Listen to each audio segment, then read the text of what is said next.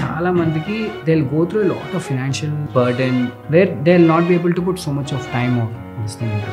ఈ బాధలు ఈ స్ట్రెస్ నీకు ఉంటూనే ఉంటాయి, బట్ దీంతో పాటు నీకు హెల్త్ అని ఒకటి యాడ్ అయింది అనుకో తట్టుకోలేవు.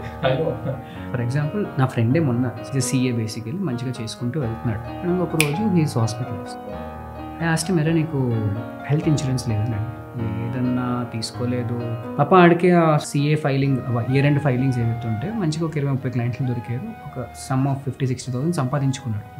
మొత్తం తీసుకెళ్ళి హాస్పిటల్ బిల్ కట్టాడు. ఆడ ఆనందం ఏంటంటే కనీసం ఆ టైంకి ఆ డబ్బులు ఉన్నాయి కట్టాను, ఆ డబ్బులు లేకపోతే నా పరిస్థితి ఏంటి అని బాధ.